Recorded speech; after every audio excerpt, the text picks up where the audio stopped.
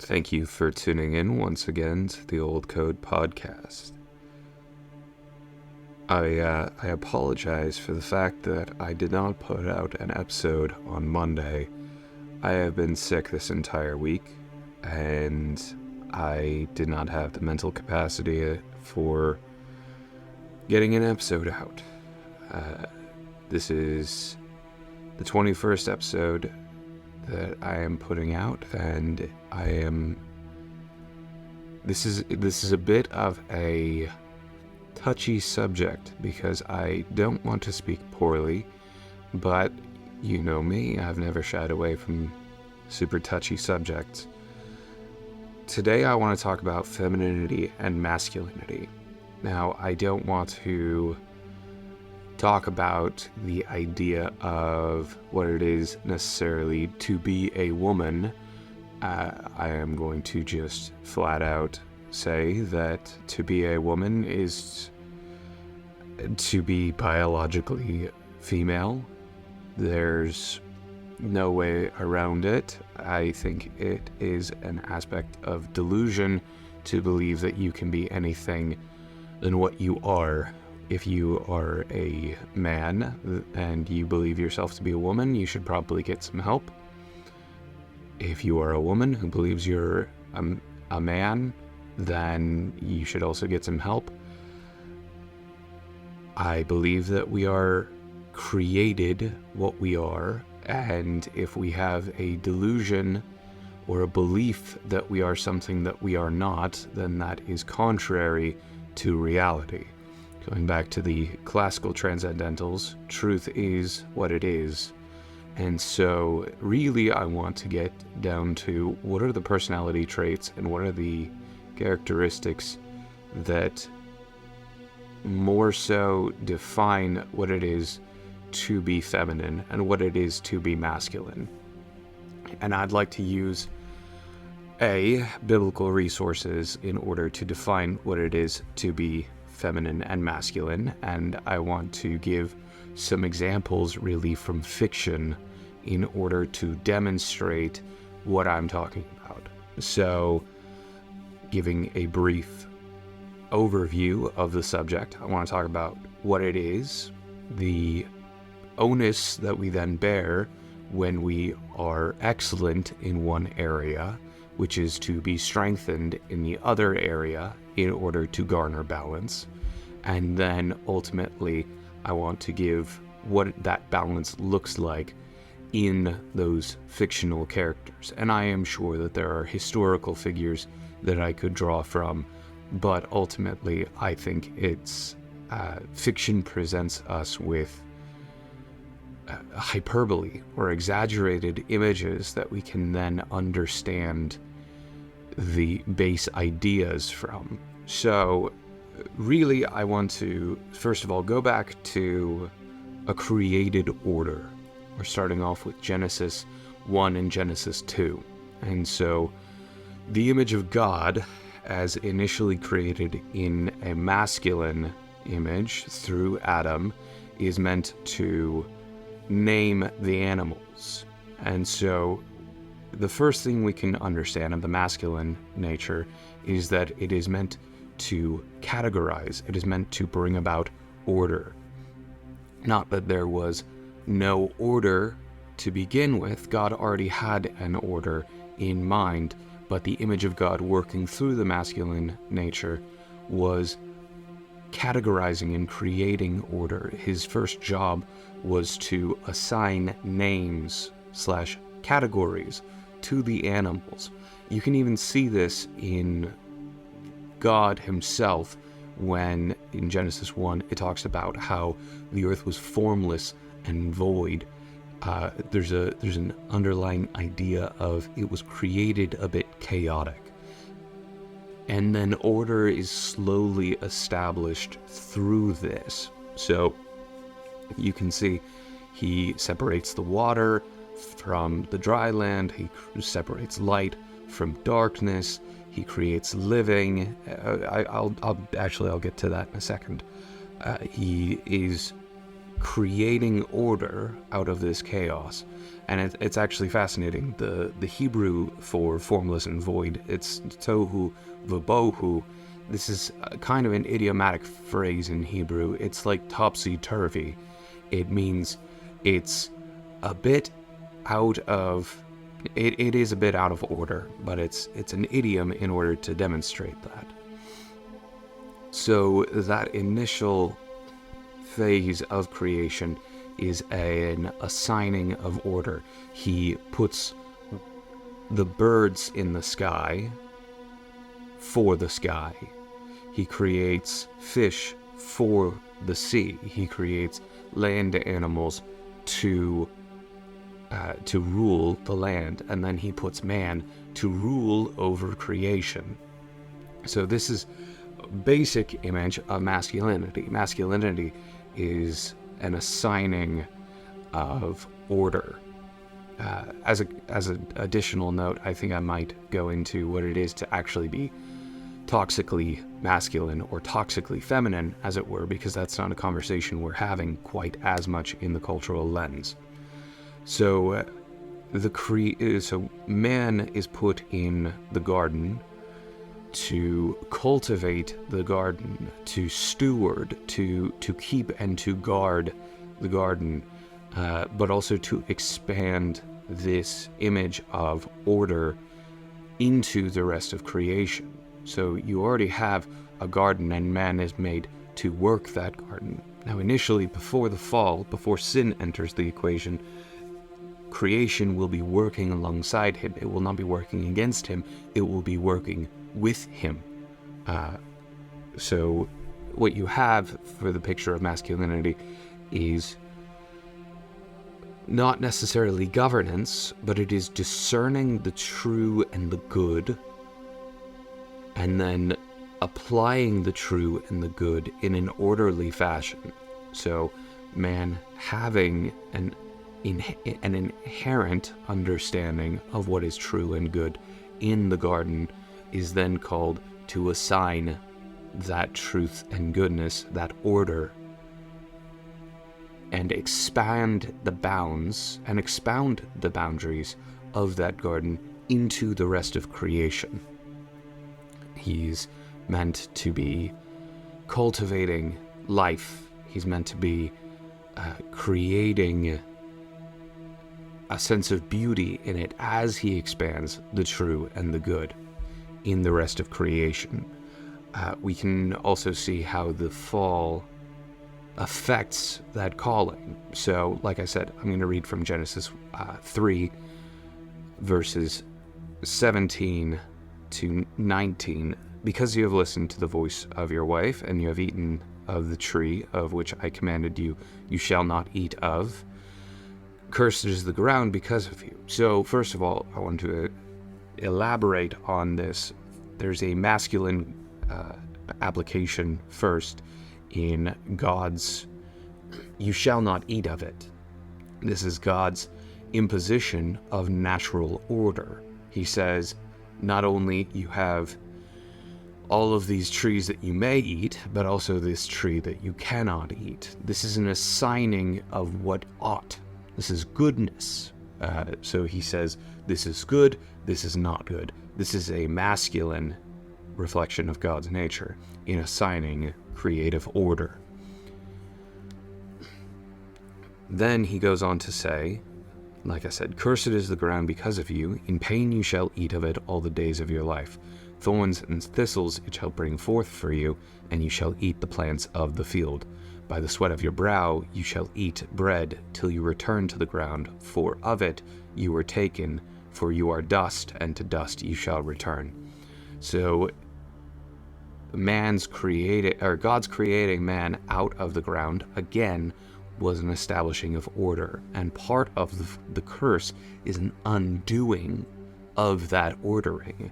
So where man was meant to establish order and create goodness and beauty from the ground out of which he was created, now the ground, and indeed all toiling for him, is going to be working against him. It's effectively not necessarily a losing battle, but a very difficult battle. Think Sisyphus rolling the ball up the hill only for it to roll down the other side.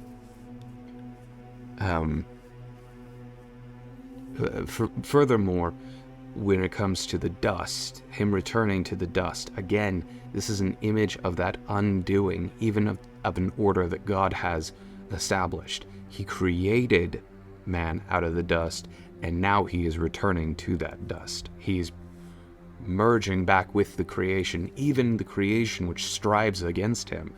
It's that image of there's nothing that man can ultimately control, because he is being, first of all, strived against in creation, and now that thing which has been striving against him is consuming him once more. So the image of masculinity that I'm drawing is he is meant to be an ordering creature, but the curse makes it so that he is being strived against by that which he is meant to order. And you can see this in the way we develop infrastructure. Infrastructure even is constantly degrading. We are constantly having to repave the roads. We are constantly having to sow the seeds for next year's harvest, instead of things producing as they are. We still need to be creating. We need to be planting every single harvest. For creative men, ideas always run dry. Even ourselves, it is by the sweat of our brow that we must work. So I think this is enough of an image of masculinity that we can then move on to femininity. So we get this image from Genesis 1 and Genesis 2.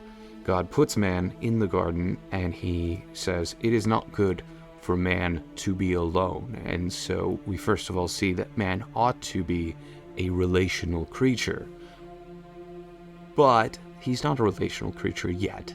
And so he creates Eve, who is the fountain of all other relations. Man is incapable of being a father without a woman, and therefore he cannot have that relational aspect. He's incapable of being a husband, and so without woman he cannot possess that relation. He cannot have other friends. He cannot have other masculine or male friends if not for a woman. He cannot have a romantic relationship apart from her being birthed, or in this instance directly created by God. So apart from woman, man cannot fulfill a relational capacity.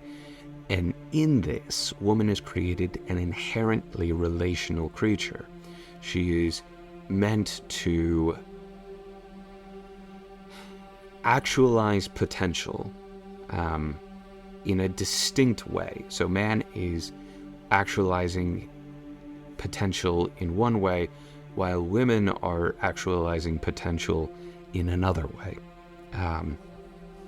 So we see this more. We also see this in the curse. We see again in Genesis 3:16, I will surely multiply your pain in childbearing. In pain you shall bring forth children. Your desire shall be for your husband, and he shall govern you.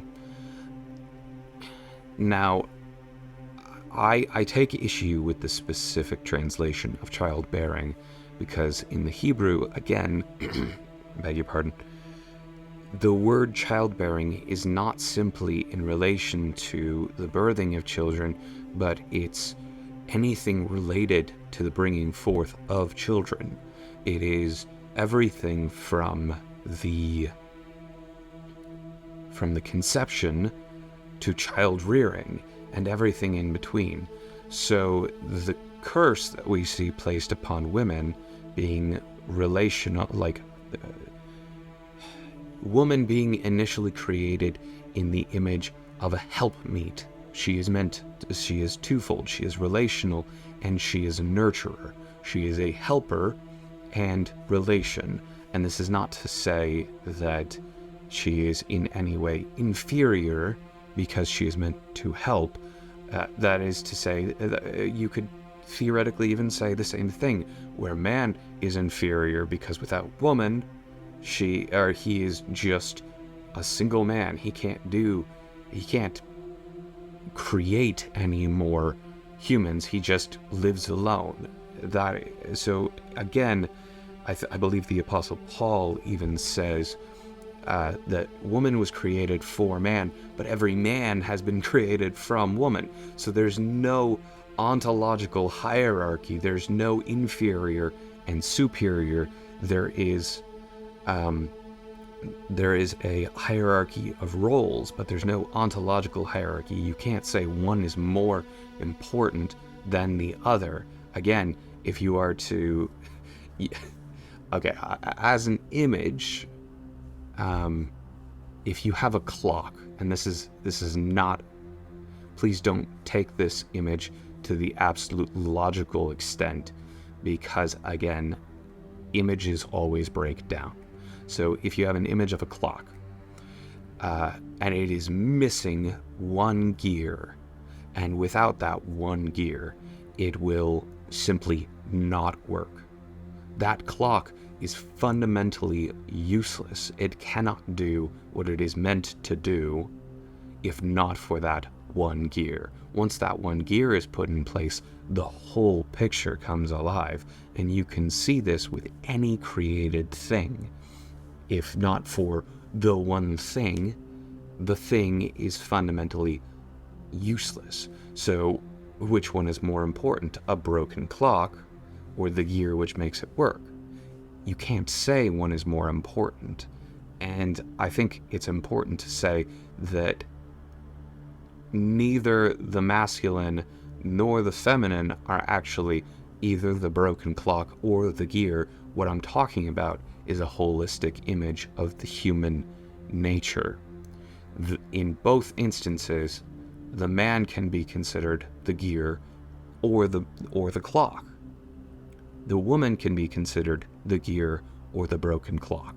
She needs the thing to fulfill her nature, and in the same way, the man who is meant to teach and to create order needs the thing to complete his nature. So again, I want to do away with this idea that there is in some manner an ontological hierarchy. There is no made to be superior and made to be inferior. Now, superiority and inferiority can be boiled down to the idea of one is put over the other, and indeed, woman is the wife is then meant to be under the, and I want to clarify this, the wife, not woman. The wife is meant to be subject to her husband. Women are not subject to men. There is indeed a, how do I phrase this? There is a blanket onus that all men bear to all women, in that the strong bear a call to those who are weaker.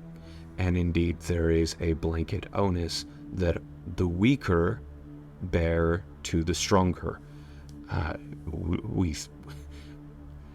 And this is not a controversial thing to say, but men are made stronger than women, and you can even see this proved in the transgender discussion, where you have those men who are honestly really, really not that great when they are functioning in sports as a man, but suddenly they transfer over and they say that they're a woman, and they suddenly become the best in their field. I believe Leah Thomas is an example of this.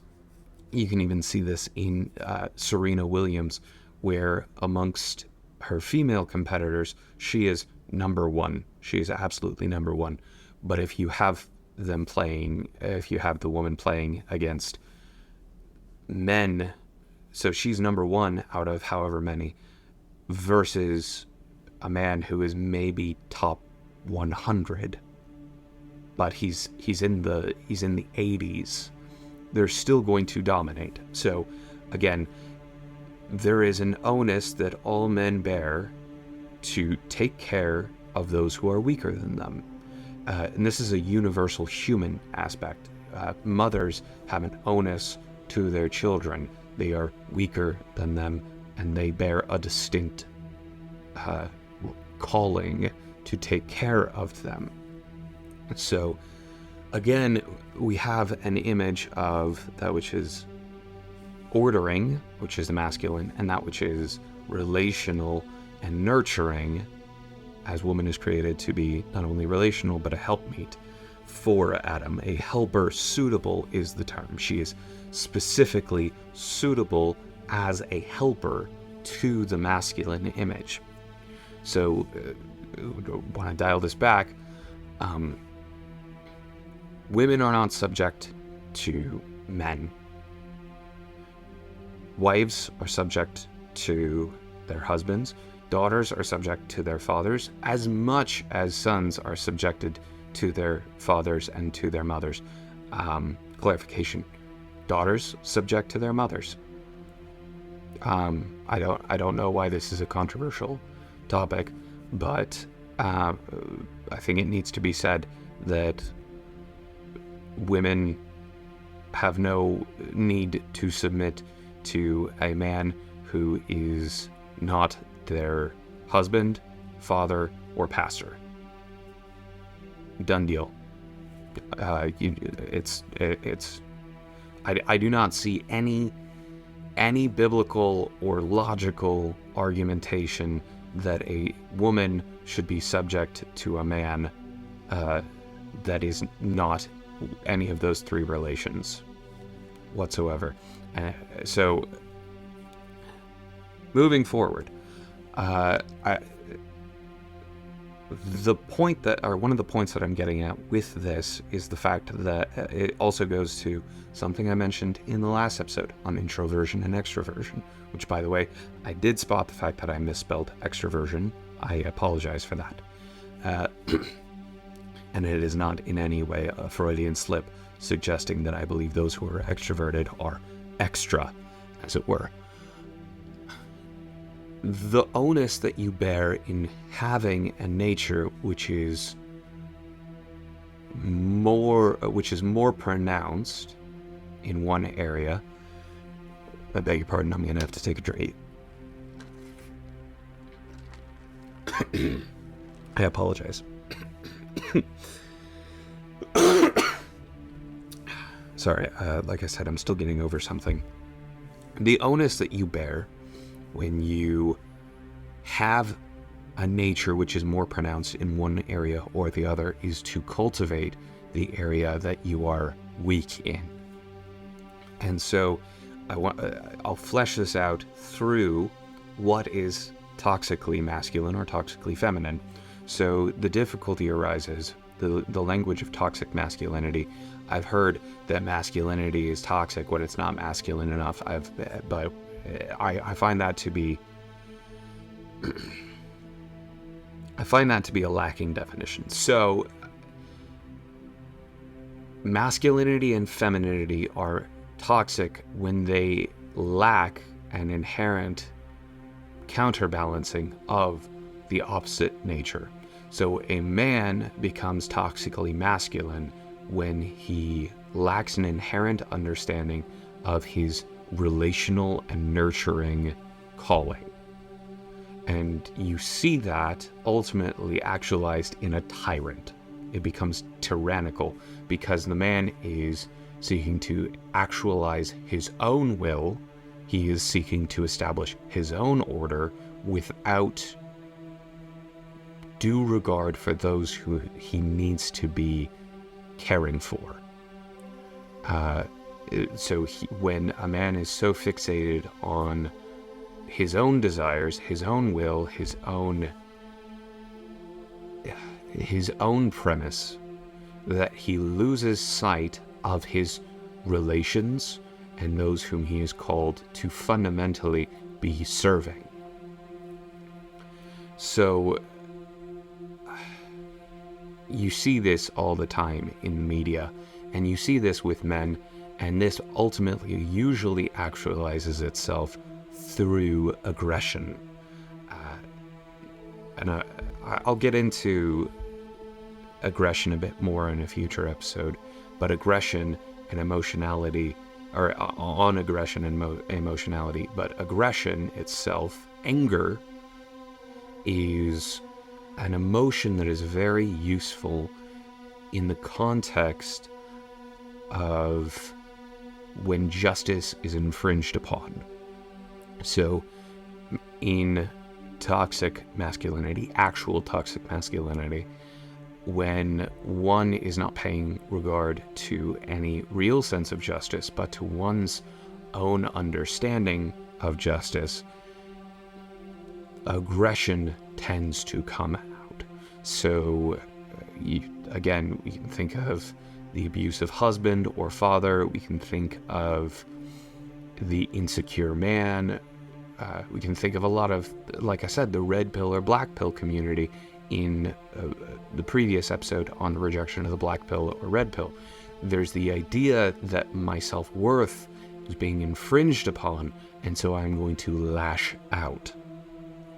I'm going to lash out at those who I think have wronged me. So again, in the red pill or black pill community, those who they think that has wronged them the most are women, and so they're going to lash out at all women. And you see the counterbalancing effect against radical third wave and second wave feminism, where they are assuming that it is women who are the problem instead of a cultural phenomenon which is infecting women, in the same way that second and third wave feminism were lashing out at men instead of the cultural phenomenon, which was a hyper masculinity, or a toxic masculinity, a masculinity which was not taking into account those who they needed to be taken care of. So that's an image of what it is to be toxically masculine. Now, toxic femininity, we don't talk about nearly enough, but again, going back to that relational and nurturing nature, the relational and nurturing nature, when it becomes toxic, is the assumption that it's the overbearing mother. I would not recommend it as a television show to watch with your family, or I can't even necessarily recommend it as a television show to watch with a good conscience, but there is I believe it's called The Haunting of Hill House. It's a horror series on Netflix, and it is the best representation of toxic femininity that I have ever seen. But in it, there is a mother who becomes fixated on her children never having to grow up, to the point where she is effectively, in a manner of speaking, seduced by an evil, malignant presence that convinces her that the best way to have her children never grow up is to kill them and see them become ghosts where they never do have to grow up. This is the overbearing matriarchal desire, the desire to see her own understanding of what it is to nurture and to have those relations never go away. It's an unfortunate thing because, again, you can even see this in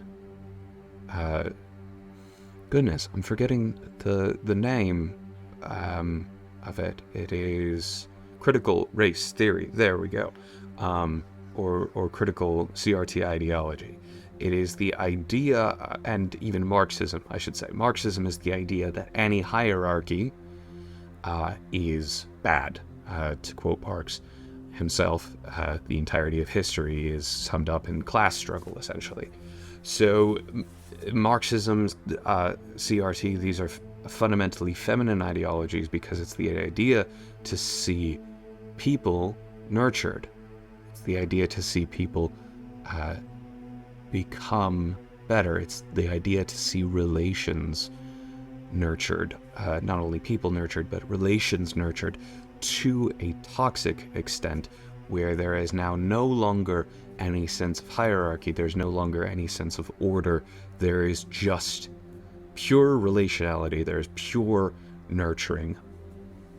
And this is, again, toxic because it then begins to strip away the individual and leave only the relation for the sake of those who are imposing that nurturing. Again, when you have the mother or the wife who is convinced that they know absolutely best for the individual that they are in relation to, they are dragged down, or they drag those around them into the ultimate stagnation, which is their own inner world.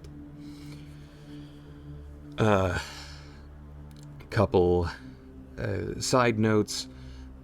These two natures are fundamentally one of the reasons why you see a disproportionate number of men who end up with aggressive disorders and a disproportionate number of women who have anxiety, particularly social anxiety disorders, because it is the man who is afflicted with the need to impose his will upon creation, and the woman who with the desire to nurture and be relational. So I want to go back to the onus to counterbalance. The man then is, and I've said onus like 40 times, I apologize for that, I just don't know a better word. An onus is when you owe something to someone else, essentially. So I apologize for having said that like too many times. But the point that I'm getting at is a well-rounded out masculine nature is going to take into account the relational and nurturing calling. A well-rounded out feminine nature is going to take into account the natural ordering of things. She is going to recognize that her own understanding of what it is to be nurturing must be subject to something which is greater than herself. Fundamental goodness, fundamental beauty. I actually had a little, I had a thought, and I think it's worth noting, but the masculine nature is prone to the pursuit of truth and goodness. The feminine nature is prone to the pursuit of goodness and beauty.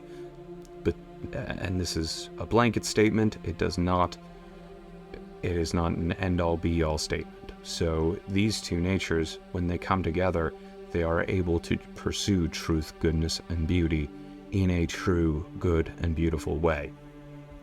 So I think I've fleshed out this premise well enough to move on to, like I said, those exaggerated examples that we see in fiction.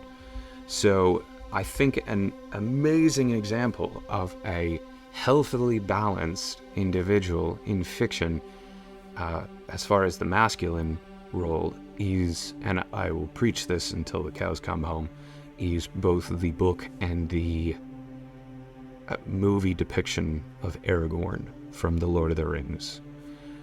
If you can pick one archetype, one fictional archetype from any source of fiction to emulate as a man, it is Aragorn, son of Arathorn. And I'm going to draw on both the introverted and the extroverted episode as well. But you cannot pin down whether or not Aragorn is you cannot say that he is necessarily, you absolutely cannot say that he is toxically masculine. But what I'm trying to say is you can't pin down whether or not he's an introvert or extroverted, because he is so well balanced. Like I said, he's very contemplative. You usually see him, you can see him in his spare time reciting or reading poetry, singing songs. At his very own coronation, he sings a song for his people. And I think that like something which is traditionally viewed as somewhat feminine, the pursuit of beauty in a sense, he fully actualizes that when he is contemplative. He's contemplative when he needs to give a speech for the sake of those whom he is leading and guiding. He's calling people to arms. He's calling people out of fear, but he is ultimately subject to the desire to see people do well, and he is ultimately subject to something which is greater than himself. So in the masculine nature, you see him governing and leading well. In the relational and nurturing nature, which is a bit more feminine, you see him as a healer. You see him knowing full well what herbs to use, the ethylus or the kingsfoil plant, in order to heal. But you also see the moment that Boromir is laying dying, he's there to comfort him. He is there to be vulnerable with him. And that vulnerability is then reciprocated in Boromir's statement of "You are my captain, my king." It's a reciprocal vulnerability. It's a statement of, I recognize that you are my superior. And in doing so, there is a nurtured relationship. You also see him extending massive amounts of grace in the recognition that he sees that Boromir messed up, but he immediately extends grace to him. He comforts him and says, I will not let our people fall, or our city fall. So you see this as a radical vulnerability. You see this radical relationality in the person of Aragorn, and you can see that he is comfortable enough in his masculine nature to extend that relationality, to be nurturing, all of the above. But you also see him in his masculine nature correcting the failings and the flaws of someone like Theoden, when he's calling him to action to come to Gondor's aid. So if there is an amazing image of masculinity in contemporary media, it is Aragorn. And surprisingly, I was racking my brain as to an exaggerated and healthy image and balanced image of femininity, because I don't want to just assume that a healthy female is the one who is just quiet and subservient and mouse-ish. But if you look in fiction, at least in movie media, it's strange, because the healthiest image that I've been able to find of an exaggerated feminine character is actually Wonder Woman in the, 2015, 2016, whenever it came out, that particular movie. And you see a woman who is incredibly strong. You see her excelling in certain areas that even her male counterparts are not nearly as strong as her. But in all of the ways that modern media tends to depict women when they need to be strong.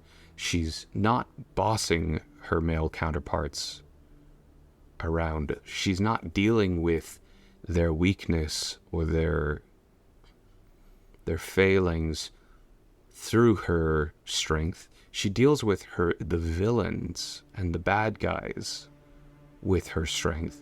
But in those failings and when she sees her masculine counterparts fall short, she does not deal with them in her strength. She deals with them in her grace and in her nurturing attributes. In her relational aspect, she is incredibly gentle and kind. And so you see this woman who is incredibly well balanced. For the bad guys, she's fierce. She is a mama bear. She is a lioness. But for the good guys, for those who are on her team, she is dealing with them in so much gentleness and grace and nurturing them that it is nothing but feminine. And that, to me, is a very healthy, balanced image of what it is to be, again, an exaggerated woman. She does not ever repel femininity. In fact, she embraces femininity. And you can even see this. Again, I'm going to be a little nerdy. In her Amazonian culture on Themyscira, there is an outright rejection of anything male. But in her willingness to recognize that there is a man who is coming to their culture and that he is offering something, he's offering news, she doesn't outrightly reject that. In her acceptance of the masculine nature, she is actually pushing back on what can be seen as a toxically feminine aspect of an outright rejection of anything masculine. And the irony being that in the outright rejection of anything masculine, the woman actually embraces a sense of toxic masculinity in herself. So in the willingness to hear this man out, she is actually embracing a more feminine nature than those women who outrightly reject masculinity. So, what are we to do with all this information? First of all, I want to give you these categories as self-evaluatory tools and tools to view things in a cultural lens. My goodness, somebody has decided to use a weed whacker outside. So, first of all, I want you to evaluate yourself. How are you, as a man, leading and guiding? Are you leading and guiding as a tyrant, or are you leading and guiding as a good king who is well aware of the subjects and those who are put under you to be taken care of? For the feminine, or the women in my audience, are you nurturing out of a sense of, I know best, I know exactly what needs to be done? Or are you nurturing out of a sense of, I care for this person and I am interested in the good and the beauty for them? Are you interested in embracing that gentle and kind nature? Furthermore, again, the cultural lens, when you are evaluating a character who is a strong female character or a I would say that in most of our cultural depictions of what is now a good man, you have the image of either the toxically masculine who doesn't care, or the beta male who is just subject to whatever anybody else is doing. I'd love to do an episode on how the Rings of Power and the Lord of the Rings actually contrast each other in that premise. But you move forward into I talk about the feminine now, and that is in understanding that in the cultural lens, when we are evaluating a strong or a good female character, is she just a man with breasts? Or, goodness, I apologize for the background noise. Is she just a man with breasts? Or is she in fact, or is she just basically a placeholder? Or is she a well-rounded feminine character who has a will of her own, but understands that she has a role and a responsibility to those whom she is meant to be gentle and kind and gracious toward? She is able to have her own will and be gracious and gentle and nurturing in those whom she is relational with. I think that's all I have for you today. Again, I apologize for my voice. I apologize for the background noise. I'm currently doing this at home, but I wanted to be able to get this episode out for you guys. Thank you for bearing with me. This is a little bit longer of an episode, but I figure it's okay because I didn't put out a Monday episode, so consider this a twofer. In any case, I hope you enjoyed this episode. I hope this episode helps you to have some evaluation of where you are at. I hope that you are doing well. Please, if you like this episode, let me know what you think. Either drop a comment somewhere on Instagram or YouTube. I don't have an Instagram account. I just recently posted about this on my Instagram, but otherwise, I am your host, the Professor. If you like this episode, share it with a friend, and I will catch you next time.